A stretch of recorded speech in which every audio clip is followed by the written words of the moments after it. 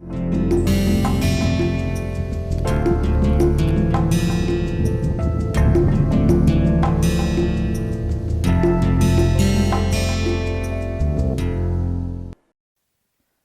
and welcome to this course ME762, the last lecture today on VAL programming. In the last class we started studying the basic words that are used in VAL programming, and we said the structure of the program is similar to that of the basic program. And we looked at the variable names to define points, then motion control commands, moves, then we looked at hand control, open, close, and then logical statements.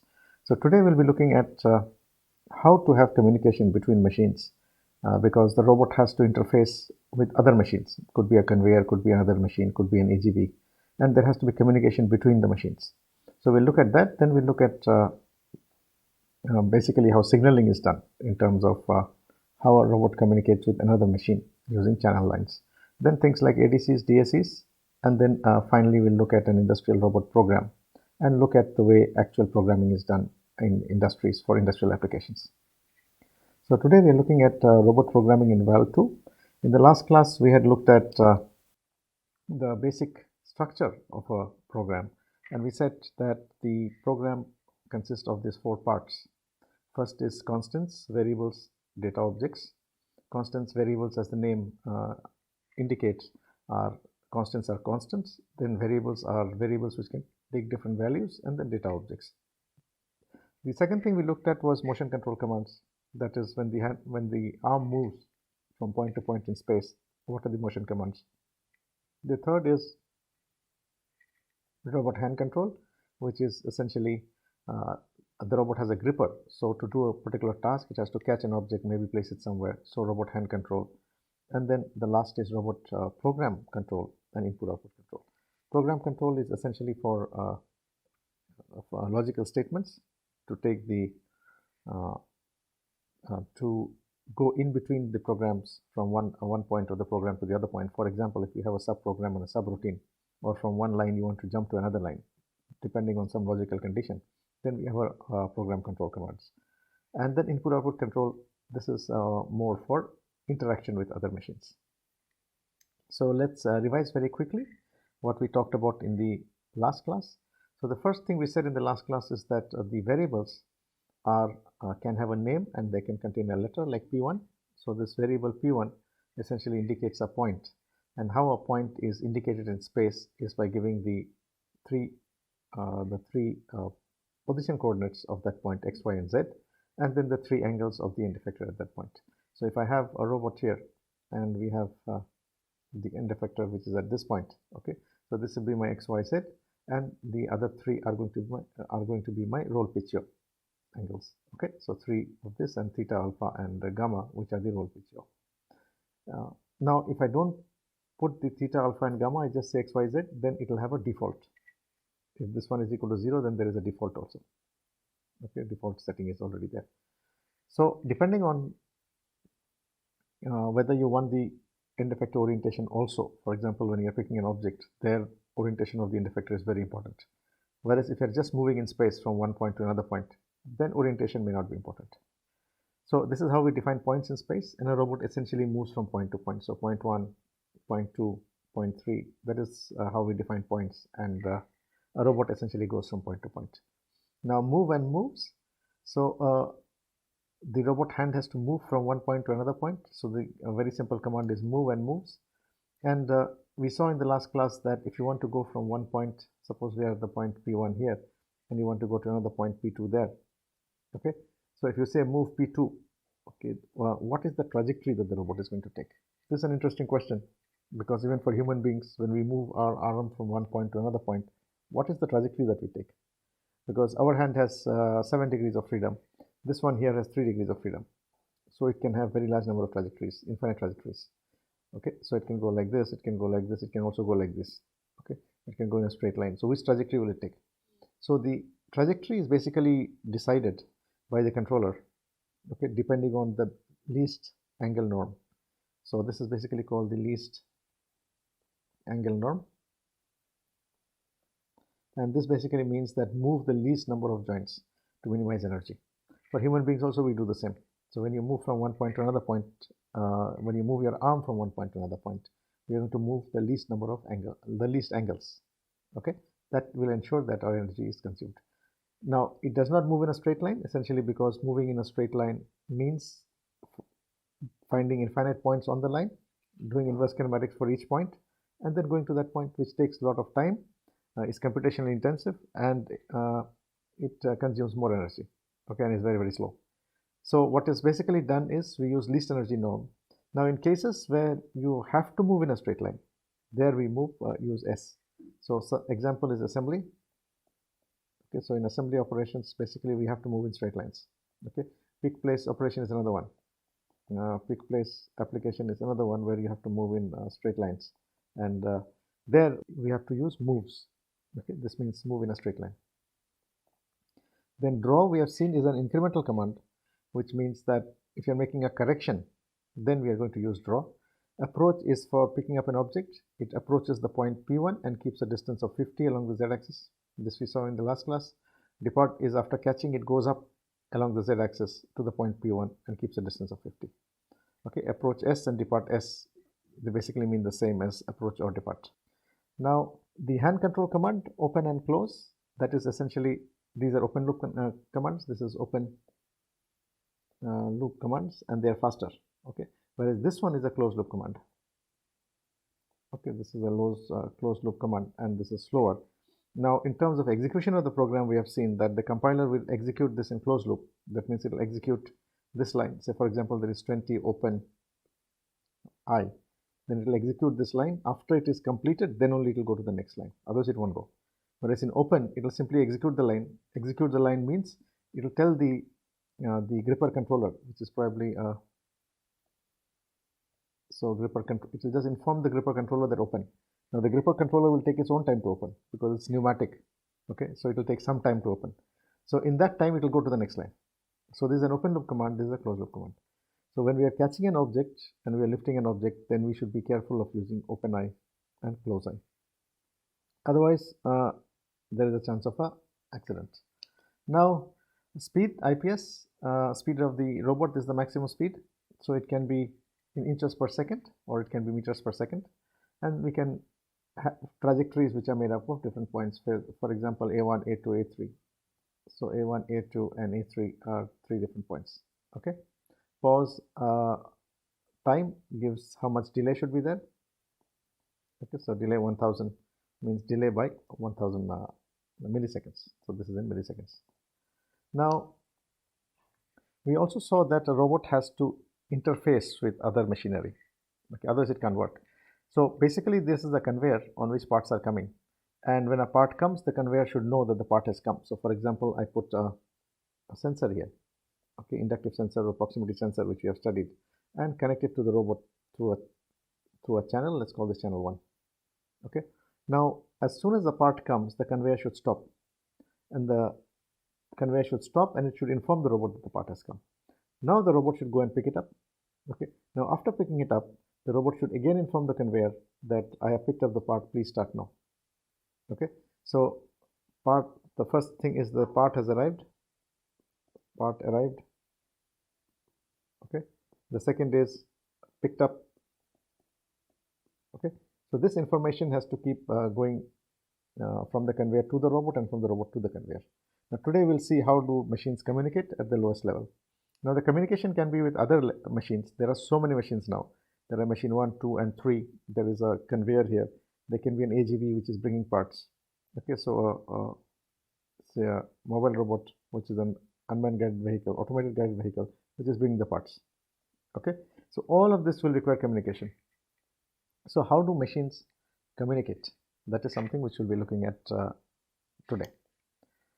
Now, at the lowest level, the communication is with simple on-off kind of sensors. So if you look at this example here, the communication requirement is actually very simple.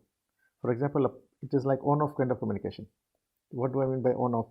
It is yes or no kind of communication. Yes or no kind of communication. Okay. So yes will mean 1, no will mean 0. So a part has come means 1. So it will communicate and say 1. If part has not come, it is no. So it is 0. Okay. Whereas after the robot has picked up, it can simply tell the conveyor that yes, I have picked up, which is 1, and no, I have not picked up is 0. So essentially it is 0 or 1, which means on or off kind of communication. Okay. So at the simplest level, this on-off communication is enough to get the simple jobs done. But if you need more complicated kind of information going through, for example, if you're having a robot which is assembling, so this is a robot which is assembling this part. Okay, so we have this part and the robot is assembling it. Now, so the robot is holding this part with a gripper. Okay, so this is a robot gripper and is forcing this part in. So we have to measure forces and torques somewhere. So maybe at this point we have to measure the forces and torques which are acting, because if there is too much force, it will damage the part or damage the robot. So for interaction of this nature, where there is forces sensors, torque sensors, there could be other sensors like vision could be there. Okay, in those, ultrasonic sensors could be there, checking distance from somewhere. Okay, so for those applications, you may not be, it is not on-off kind. Okay, this is a continuous kind of, so you're measuring the force and the force measurement is continuous. It is not on-off kind. Okay, so in that case, we may require more advanced sensing kind of capabilities and more advanced communication. So we'll go on slowly as we go along, we'll see how this is done. So the simplest communication is by on-off kind of communication. On means yes and off means no. This can also mean 1 and this can mean 0. In terms of the machine language, it basically means 5 volts and 0 volts. Okay. So we said that the robot is connected by, the robot and the conveyor are connected by wires. Okay, so this is my conveyor where the part is coming and this is my robot. And we said that the robot and the conveyor are connected by what we call, it is connected by channels. So a channel is essentially a wire which can carry a voltage. Okay, so this is channel 1 and this is my channel 2. Okay, so when the part has come, the part will be sensed by a sensor and the conveyor can tell the robot, make this channel high. So it will make this channel 5 volts. Okay, so the conveyor is telling the robot that the part has come. So how will it do that? It will simply make this channel high. That means it will pass 5 volts. Till now it was 0. That means the part is not there. Now the moment the part comes, it will make this channel high. Now the robot receives that and it understands that this channel has become high. So the part has come. Now after it picks up, it has to tell the conveyor that I have picked up, now you proceed. Okay, because after the part comes, the conveyor stops. The robot normally picks up after there is a stop. Okay, after the conveyor stops. So what the robot will do now after picking up is now it will make channel number 2 high. So it will make this high. Okay, so simply by making channels high and low, which is corresponding to yes and no, 1 or zeros, okay, the robot can understand and the conveyor can convey and the robot can also understand what is going on. So at the simplest level, we have on and off kind of communication. Okay, on is plus and this one is minus. Because it is 5 volts, we need not write 5 volts, just plus minus will indicate what it is. Okay, okay, so now let us look at this kind of communication. So let us look at the kind of signaling or the syntax for the signal for the signals. So this is the syntax. It says signal 2, 3. Now signal, you understand what is the meaning of signal. So it makes it high or low. So this is high, low signal. This is the channel number. So this is channel number and plus and minus is high and low. Plus minus equals to high or low. Okay. Now if you don't write anything, then it is plus. If it is minus, then it is low. Okay. So look at this statement, signal 2, 3 basically means channel number 2 is high and channel number 3 is low. Okay, so in terms of voltage, this is 5 volts and that is 0 volts. Okay, now let us go again. So we looked at the syntax. Now let us go on top here and look at the logical statements. Now these are logical statements that are there for the robot to perform logical operations. For example, go to 20. So it basically means go to line number 20 given here. Then go sub return. Now in this robot programming, a robot would be doing repetitive tasks. For example, it is going to pick up an object from somewhere and then do some indexing and keep it in some index position. Okay, so one bad way of writing a program is that you can repeat the number of lines over and over again. For example, move 1, then open, then moves P2 and then close, then depart. So you do that. If you have to pick up 1,000 times, you write that 1,000 times. That's a very bad way of writing a program. Now, a good way of writing a program would be if you can write a subprogram for repetitive tasks. So whenever it has to pick, it can go to that subprogram and pick, or if it has to index, it can go to the subprogram and index. Okay, so what I mean is, this is my indexing. So this is the palette, for example, where it is keeping. Okay, so it has to keep in all of these places like that. So basically what we are saying is it will come here. It's a coordinate, right? It's a position coordinate, and these coordinates are fixed in this direction or this direction. So all it needs to do is, if I define this point, let's call it P1, then next time I just increment P1 by the distance here, which is, let's say, del x, and it moves to the next one, next one, next one, like that. Okay, so basically indexing is one case where we can do by using a Go sub program, or this is a subprogram or a subroutine for indexing.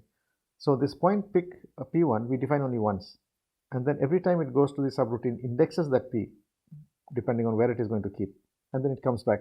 So there is a go sub and a return statement. So we have a go sub with the name of the subprogram and a return at the end to come back to the main program. Okay, so this is very commonly done for indexing. Okay, then pick and place, then for spot welding, where you have to go to different positions. Then the other statement is if then else. This is a logical statement. So if some condition is true, then do this, else do something else. So that is your if then else. Third is pause and proceed. Okay, pause we have seen is delay, and proceed we know is continue. So if then else is some condition here. So if this condition is true, then do this. If the condition is false, else do something else. Okay, so using this program control statements along with this signal syntax, we can make meaningful lines. Okay, so for example here, if signal 2 plus minus 3, then do something. Okay, so in this one, if you see, this is saying if signal on line number 2 is plus and line number 3 is minus, then do something. Else, we can say else wait. Okay, else pause. Okay, say pause 1000. Okay, so it will check this signal, else it will pause 1000. Okay, so if signal this, then move P1, else pause 1000 and check the signal again. Okay, then wait signal. So this is wait signal, so it will come here and wait until the signal on channel number 1 is minus and channel number 2 is plus. So this is wait sig. Okay, so signal short form is sig, this channel number plus minus. Reset turns off all external signals, so the robot can receive signals and it also can give signals, send signals. Okay, so receiving and sending signals the robot can do. So at the starting of the robot should turn off all external signals, okay, and set them to 0, and this is what it is doing just at the time of start. So reset sets off all external signals to 0. On 2, off 3, these are individual signal lines. For example, on 2 would mean make channel number 2 on. Okay, so for example, after picking up, in the example we saw some time back, after the robot has picked up the part, it has to inform the conveyor that I have picked up. So on channel number 2, it will make it on. It will simply say on 2. So now the conveyor understands the channel number 2 has become on. So it should start the conveyor again. Off 3, for example, it will make it low. So this also would mean something logically. So these are program control commands, and these are the communication commands. This is for communication, and those are for very simple program control commands. Now we have seen that all signals are not on-off type, okay, high-low kind of type. Now, depending on what sensors they are using, you'll be getting the signal whether it is going to be analog or it will be digital. Now there could be counters. So analog signal is something like voltage. Okay, so a force signal will be an analog signal. So you'll get a continuous signal. So analog basically means continuous signal. For example, we have a continuous signal like this. Okay, so some signal is just coming like that. So this is my time, and this maybe is force. Okay, so this is a continuous signal and it's an analog signal. We can have a digital signal where this is digitized. So it basically means I'm going to split this at I'm going to sample this at particular time instance, and basically what I'm going to get is signals like this. Okay, so this is my T and this is my F now. So this is an analog signal and this is a digital signal corresponding to the same signal, but one is analog, the other is digital. Okay, now electronic equipment like computers, controllers can understand digital signals. They cannot understand analog signals. So there has to be some converter from digital to analog signals. Okay, and those are called ADCs, analog to digital converters. Now you may also have to go in the reverse direction, which is your digital to analog converter. Now, so on the real world, on the left hand side, so this is the world, the real world I mean, and there are different sensors which are being used. Okay, there is analog sensor, digital sensors, there will be counters. For example, the robot will do some task very large number of times. For that, it has to count and keep track. So there is a counter. Then there are other kinds of sensors for temperature, force, pressure. Okay, these are analog again. Now, in between the robot controller and the sensor, there is a piece of hardware which is called the data acquisition hardware. The data acquisition hardware is the one that converts the signal. Okay, from if an analog signal is coming, it will make it digital and then give it to the robot. Otherwise, the robot will not be able to understand. Now, so data acquisition is basically a phenomenon in which the real world can be translated and manipulated by a computer-based readable signals, which basically means converting it to digital form normally. Now, analog signals, as we understood it, as I just explained, analog signal is a continuous signal that can be at any value with respect to time. Some examples are voltage, temperature, pressure, sound, load. These are all analog signals. Okay, and analog signals basically have these three things that characterize them. One is the level of the signal, one is the shape of the signal, and there is the frequency of the signal. Okay, primary characteristics of an analog signal. And what you can see is that they are continuous. Now, digital signals are analog signals which are sampled at a particular frequency, resulting in a digital signal. Okay, and digital signal values have values only at certain instance of time when they are being sampled. So in between, it doesn't have value. Okay, or it has the same value as the previous sample. Now, electronic equipment like computers, controllers, they can understand only digital signals. They don't understand analog signals. So the sensor information has to be converted. Okay, so this is an example of a digital signal now. Okay, so on-off state, our on-off which we are talking about is on or off, two states only. Okay, whereas the other ones can have a lot of digital signals which have a particular frequency and they have a particular amplitude also.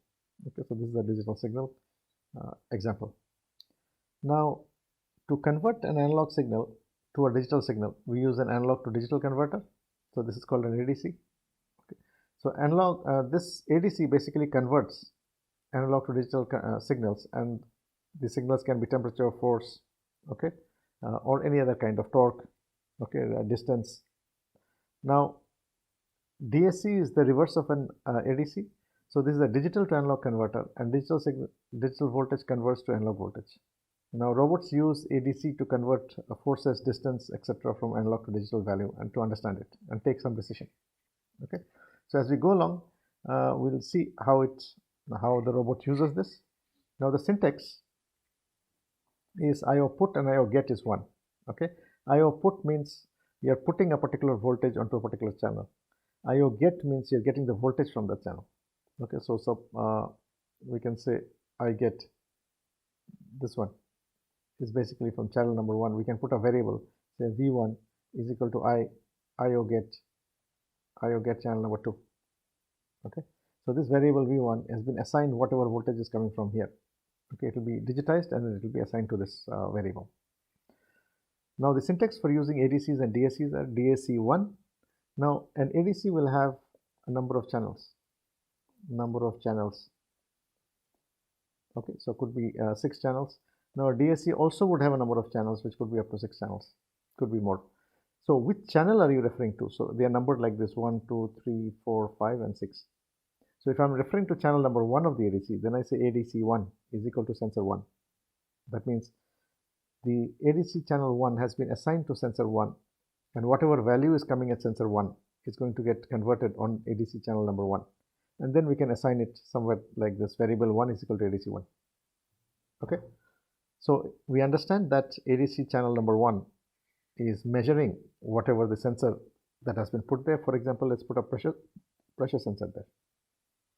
Okay, just for example, the sensor 1 is a pressure sensor, and the pressure sensor is getting an analog value, is converting that to digital, and then is giving it to variable 1, which is the variable, and then it is going to take some action based on that. For example, if this is pressure, or let's take the example if it's force. Okay, this is just an example. So suppose we go back to our earlier problem of assembly, where this part is being forced inside here, and there is a force torque sensor. So the robot wrist has a FT sensor, force torque sensor here. So it can measure the force, 3 forces, 3 moments acting there. So we can say that ADC1 is sensor 1, and if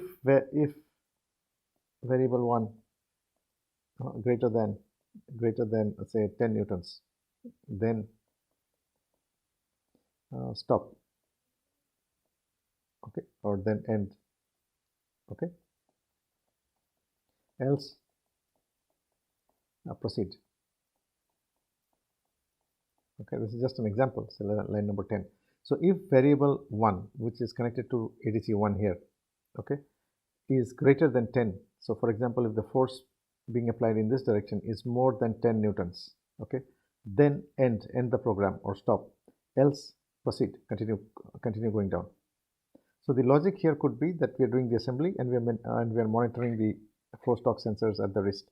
So as the part is being forced into the cavity, so we are monitoring the force, and if the force is exceeding 10 newtons, okay, then it will end the program, else it will proceed and continue moving it down. So when it hits this, what will happen is it understands that it has hit this part and the force is exceeding 10 newton now, so it will immediately end the program. Okay, end the program or end that process and do something else, or it will keep proceeding in that order. Okay, now going back here, so these are the various signals, ADC, DSC. Then ADC1 is a constant. For example, ADC1 is DSC channel is equal to 3 plus constant. So whatever is there on DSC channel number 1, it will make it the constant value plus 3. Okay, so this is normally an output to another machine. So it is making a digital signal and giving it out from channel number 1. In the previous case, it was converting the analog signal on channel number 1, making it digital, and then giving it to the robot controller. So this is a very standard command that is used when we are taking input from various sensors, and we can use it like this, as I just explained, for a case of assembly of 2 parts. Now other computations that are done. So the other computations that are done are like sine, cos. So we can give these terms and can compute by itself. Square root SQRT is square root of A, EQ is equal, NE is not equal, GT is greater than. So I had just used greater than here. Okay, so if in line number 10, if variable 1 is greater than 10, then end, else proceed. So this greater than is a comparative statement, and we are saying that it is GT. NE is not equal, EQ is equal, less than is LT. Okay, less than. Okay, so these can all be used for logical operations.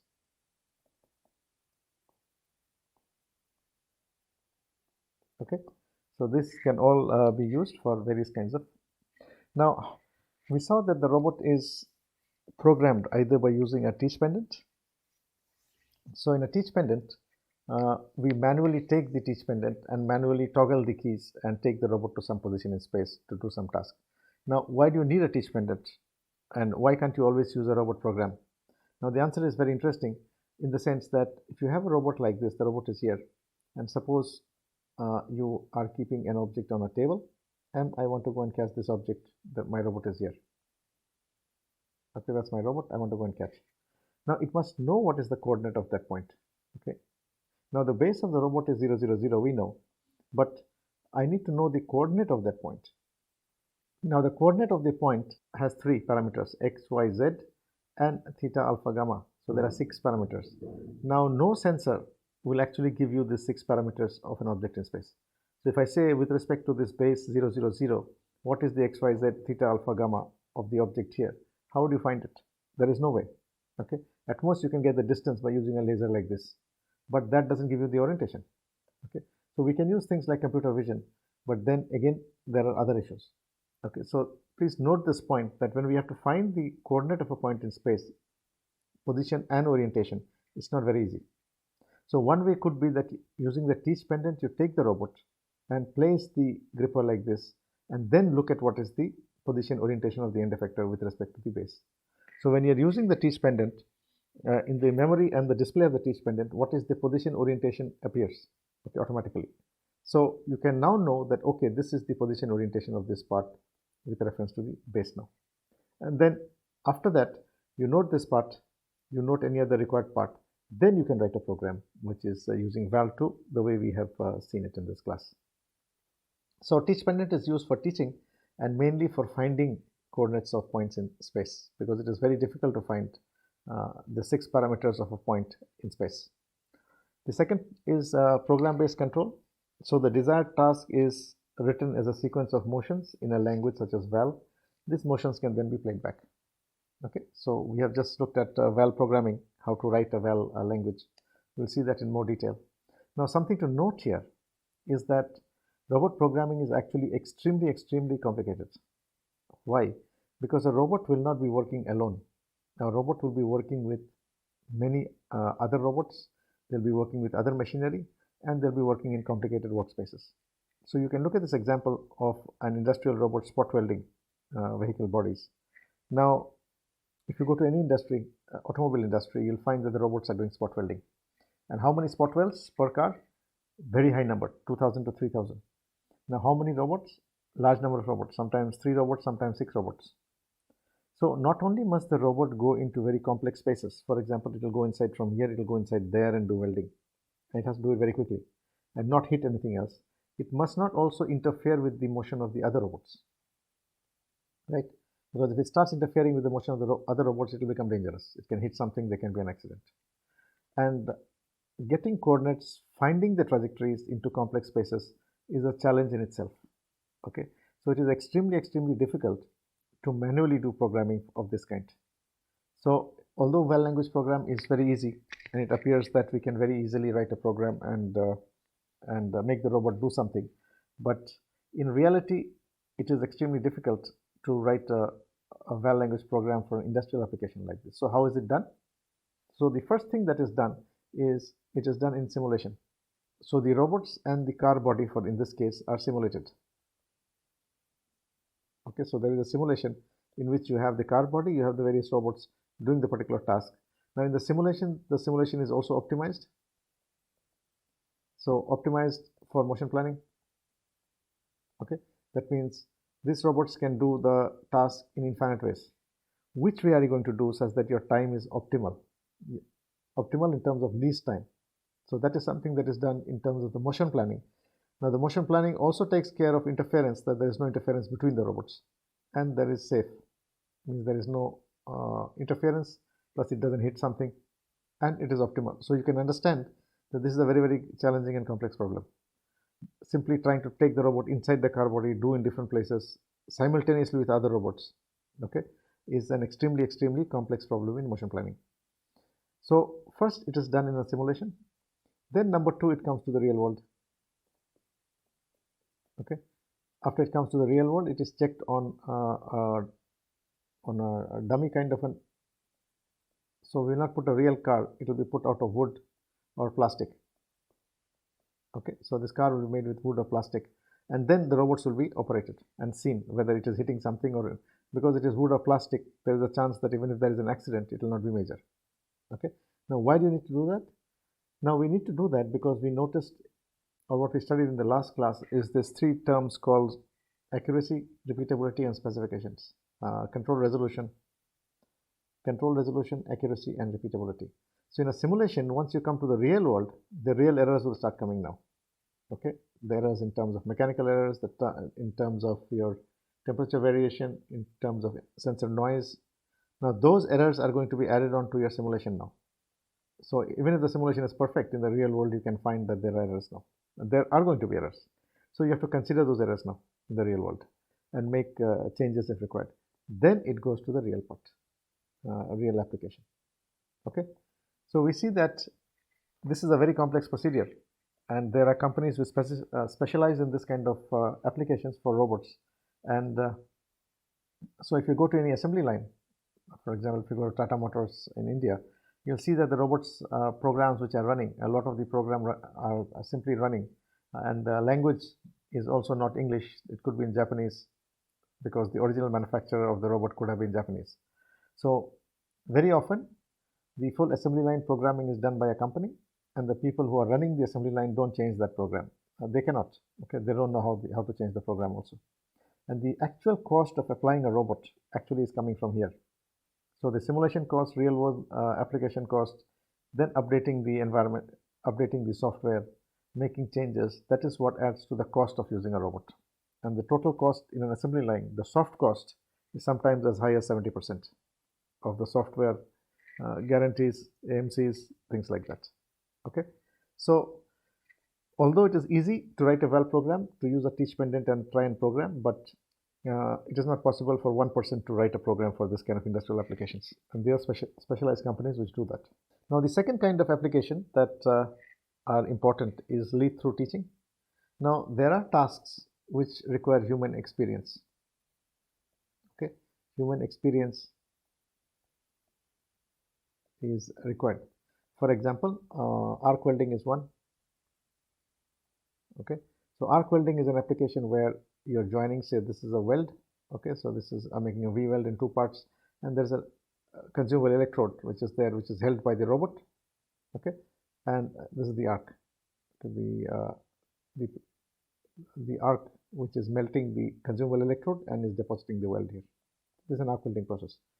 Now, if you look at the arc welding process, how it proceeds is that the human operator will take the electrode, touch the part and short it, and then lift the electrode. So if he first touches, then he lifts it and creates the arc. That's how the arc is created. And then he moves the electrode in a particular sequence. Now, as he is moving, the electrode is getting consumed. So there are two motions here. If I take the top view of this and draw it here, so this is my top view, this is my V weld from the top view. So he is depositing the weld and he's also moving like this. Okay, and plus he's moving the electrode down. So there are two motions here.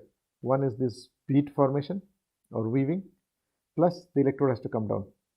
Now it is very difficult to mathematically explain or mathematically write this beading in terms of an equation, or how much of this should be coming down with respect to time in terms of an equation.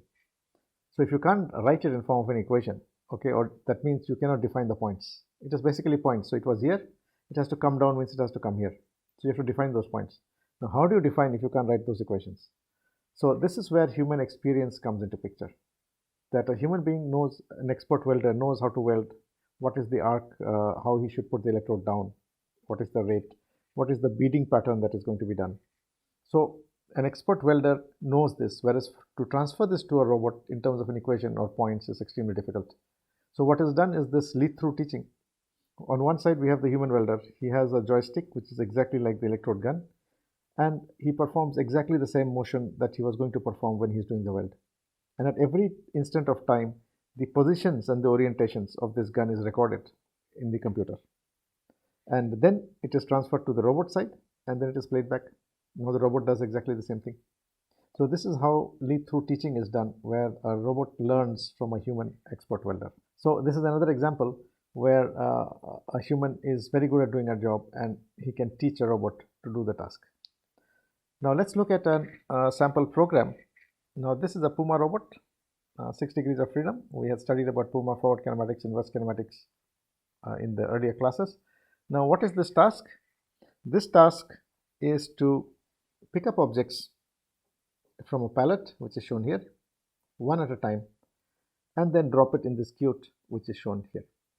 Okay, so pick up a part from here, take it like this, take it there, and drop it inside. Okay, that is the task that the robot has to do. Now, how many parts are there? There are the top view of this pallet is shown here.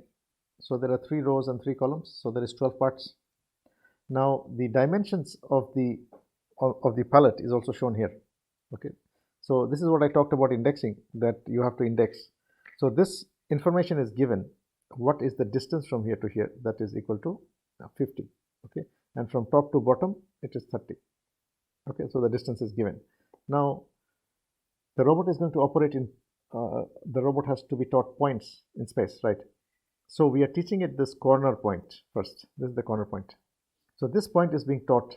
Now this is a case where we can teach using a teach pendant, okay. So when the palette has been kept there, the robot doesn't know with respect to its 0, 0, 0, where is the corner, okay. So it has to be taught that point. Now it's difficult to get the corner point from a sensor. So one way would be you use the teach pendant, take the robot to there and see what is the position orientation, and then say corner is equal to that, okay. Next is I can keep shifting this corner point. So it is here. So I first will shift it to the top here, catch this object, pick it up and put it in the queue and come. Then I'll shift my point to the next one, okay. I know it is 50 mm on the right. So I index the corner point to move from here to here first, then from here to here, then here to here, then here to here, okay. So what I'm doing is I'm just shifting the corner point by a distance of 50, and it is coming to the top of each of these objects, okay. Then from here I take it back here, I'll take it here, then I'll take it here, here, here. Essentially the corner point is being shifted in the x direction or y direction, okay. And then I take it here, here, here, here, and here. So this is done by a subprogram, okay. So we teach it the corner point, and then every time it has to pick up an object, we change the coordinate of the corner depending on how much we have to move it, either 50 or 30, and then we pick it up and go and drop it, right? So this is how indexing can be done for picking up an object. Otherwise, the bad way of doing it would be that you find the coordinates of each of these points, okay. So I find the coordinates of each of these points. I find this, I find this, I find this, I find this. And I say this P1, this P2, this P3, and every time I say go to P1, go to P2, go to P3, and keep doing that. That's a bad way of writing a program, although it will still work. Now the other advantage of writing a program with an indexing or a subroutine subprogram is that if you change the number of rows and columns, your program will still work. So for example, if you're writing a program for spot welding, okay, every time you have to write a program for spot welding is extremely time consuming. So what we could do is we could write a program which can be modified easily into another program, or somebody else could use it as a subprogram. So somebody who writes a main program can call this subprogram for indexing or for spot welding, and the person can do, the robot can do the spot weld and can go back to the main program, okay. So nowadays this is the basic modular way of writing programs. So modules, okay, so modules for indexing, okay, then modules for spot welding,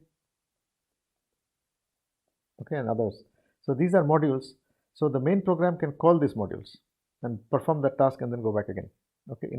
So this is the way the most programs are written these days. They are very modular and you can keep shifting the programs around. Now let's proceed. What is the logic that we are going to follow here? Now the first thing that we need to do is we need to fix our constants and our variables. So what is the constant here? The constant is the number of rows and the number of columns. We need to define that first. How many rows are there and how many columns are there? Then I need to define my corner point, okay. So corner is a variable now. It is a variable name which will get shifted each time from here to here to here, okay. So what is the logic that we are going to follow? Let me explain the logic first. So the logic is, first we'll define the rows and columns. So it is 3 rows and 4 columns. Then what we'll do, we'll define our point of corner, okay. And then I will shift my corner point from here to the top of that object, okay. Then I'll go and pick it up, go and drop it in the queue. After we pick it up and drop it in the queue, what I will do is I will index. So this corner point which was here will be shifted to the top of that. It is simply moving it by 50. And before doing that, before shifting by 50, it has to check whether I have exceeded my rows and columns. Because once it has come here, it needs to check, it should not go here. It needs to check if it has exceeded that 4 columns. If it has exceeded 4 columns, it should go from here, it should go here, okay. So it can go from here, it can go there, or it can go here, like this, like whichever way you're indexing, okay. So in this particular case, from here, it checks that it has exceeded 4 columns, and then it goes there. Goes there means it comes down by 30, okay, and goes backward by minus 150. So that is the way we are going to write the program. The advantage of writing the program like that is that if I change this to say 5 and this I change it to 6, the program will still run. Okay, so the same program is adaptable to different palettes. If different palette numbers are there, if different number of objects are there on the palette, the same program will work, and I simply need to change that. Okay, so that is writing a program intelligently, how it works. So let's start off. First thing that we do is to define, there is a remark statement. Okay, so the program is called dpalette1. There is a remark. Now the VAL program does not execute a remark statement. Okay, so remark is essentially for the programmer to know, or somebody who's reading, what is this program all about. So remark means corner and cute locations are taught. Okay, that means the corner of that palette and the cute locations have to be taught. So the cute location also, because it has to go here and drop from here, so it must know that position. And the corner, of course, because it's starting from there. So the first thing that we define here is we give the constants. So max column and max row. So max column is 4 and max row is 3. Okay, this is defining the number of rows and columns on the palette. Then it sets the row to 1 and sets the column to 1. That means I'm going to start from my column number 1. I'm going to start from here. Okay, so I'm going to start from here now. So that's row 1 and column 1.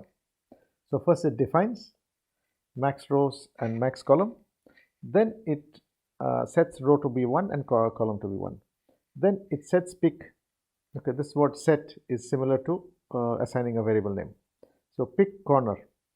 Okay, so we are assigning the variable name pick to the coordinates of the point corner. Corner is already taught, which is given here. Okay, so I'm calling the pick point, the variable name is pick, and I'm making it equal to the coordinates of the corner, okay, which are already taught from here. Then what I do, I shift pick by 20 minus 20 60. I shift pick by 20 minus 20 60. So I'm here. So I shifted by 20 means this side, minus 20 means down, and 60 is the height of the object. Okay, so the height of the object is not given here. So let us assume that this is going and standing on top of the object. Okay, so it is from the object, it is so from this is 25. So the gripper is going somewhere here. Okay, and this is my 25. Okay, so the 60 is from the 0 of the robot. Okay, from 0 of the robot it is 60. That's an assumption we are making. This is my object. Now what we see here, we are shifting the pick by 20 minus 20 60. So I'm going on top of the first object now. So this coordinate is 20. So it has gone to the top of the first object and is sitting on top. It's just on top of the first object. Then we say move I. So please note it is I. Okay, so move, sorry, not move, it is open I. So please note that it is open I, so which means that open immediately. So it will open, it's a closed loop command, it will open the gripper. Then it says move pick. So it has moved to pick. So what was the pick point? The pick point was this point. Okay, sorry, that was not the pick point. This was the pick point. We have defined this as the pick point. So this is my pick point. Right, so that is my pick point. So it has moved to pick point there. Now it has gone on top of the object. Then we say draw 0 0 minus 25. So minus 25 means go down. So it will come to minus 25. Then close I. Okay, it captures the object. It is again close I. Then you draw 0 0 plus 25. So you go up. Then you move to cute. And once you go to the cute, you open I. Drop the palette. Drop the part. And after dropping the part, you go to go sub palette. So this is the go subprogram palette. So this is the subprogram palette. So what it does is, in the subprogram palette, it takes the column. We have started with 1. So column was 1. So it becomes 1 plus 1, which is equal to 2. So what it has done is it has set the column to 2 now. So it will shift the pick from here to here now. Okay, that means just to simply shift by 50.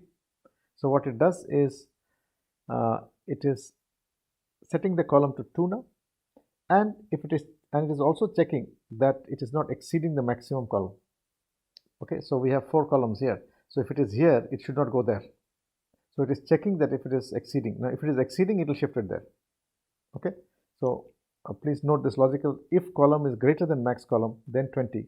20 is here. So from here it comes here. So then it shifts the row. Okay, so what it is doing is, if it has come here, it is checking if the column is exceeding. Yes, it is exceeding. Then it will shift the row and shift it down. Shift it down and shift it there. Okay, so that is the logical statement. So if column is greater than max col, then 20. Now if it is not, then shift pick by 50, 0, 0. So it is simply shifting by 50, 0, 0. So it is shifting from there to there. Okay. Now, so it has gone to the top of the second object. Then it says go to 10. So this is my go to statement. It says go to 10, it goes there. So again the same, move pick, draw 0, 0, minus 25. So it goes on top of the object and then goes down by 25, catches the object, moves to the queue, opens eye, goes back to goes up palette. Okay, so it comes back for the third object. Then it becomes 2 plus 1 is equal to 3 now. Okay, then it becomes 3 plus 1 is equal to 4, does the same loop. Then it becomes 4 plus 1 is equal to 5. Now it has exceeded. So if column is greater than max column, then 20. So it has come here now. So set row is equal to row plus 1. So row was 1, so it has become 1 plus 1 is equal to 2 now. Okay, and if row is greater than max row, then 30. Okay, so it is here, it is going to return. Okay, so if row is greater than max row, so what is the max row? Max row is 3. So if it has come here now, that means the columns have been exceeded, rows have been exceeded. So now it should exit the program. Okay, so basically what it is doing is it is setting the row to row plus 1. Now it is 2. Then if row is greater than max row, then 30. That means it will go return and it will exit. So it will return and then it will exit. Okay, now if it is not, then it will shift pick by minus 150, minus 30, 0. What is minus 150? So from here it is shifting by minus 150, which means minus 150 is 50, 50, 50. So it is here now, and it has gone to the second row, so it is here. Okay, so it is shifting minus 150, minus 30, so it's coming down and 0. Okay, so in the last class I talked about the method. From here you can go here, or from here you can also go here. Okay, so there are different ways of indexing. The way it is done here is this way, and then it shifts by this. Okay, set column is equal to 1. So the first column it goes back and then it returns to 30. Okay, 30 is returned. So what it has done is, after the rows are, after the last column is over, it goes to the top of this one, resets the column to 1, and then starts picking again. Now the moment it comes here and it has exceeded the rows and columns, then it will exit, then it will end the program and exit. Okay, so this is an example of a Puma robot program written in VAL language, and the logic is very, very simple. Okay, the logic is extremely simple, that you can actually write this program by yourself. But of course, this is for a single robot. If there is more than one robot or more complex tasks, then you know that it can become more and more complex. There was, of course, no communication in this case. So you have to add some communication if SIG has to be added. If the robot is, for example, it is a conveyor now. Now the part is coming on the conveyor is rotating. And if the part comes, there is a sensor which picks up the sensor information. Okay, and then it takes corrective action, and then it informs the robot. So in that case, you can put it on channel number 1. Okay, if channel 1 is on, then do something, then move, or then go to line number 10. Okay, so some logic has to be done here. So some kind of logical statement can be there with using the signal command. Okay, so the robot normally would require some kind of communication command. So this gives a very simple example of how to write a program. Now you can see that writing a program is actually not very difficult for simple applications like simply pick and place. Now if you're writing a program which is for more complex operations like pick and place from a conveyor, index it, the same indexing we just studied can be done here also. Okay, exactly the same way it can proceed, but this will require some kind of signal condition. This will require some kind of signal lines between the robot and the conveyor. So it can be 1 and 2. Okay. Now for more complex parts or complex tasks, like in a flexible manufacturing system, there can be different kind of sensors which are coming into the robot. Okay.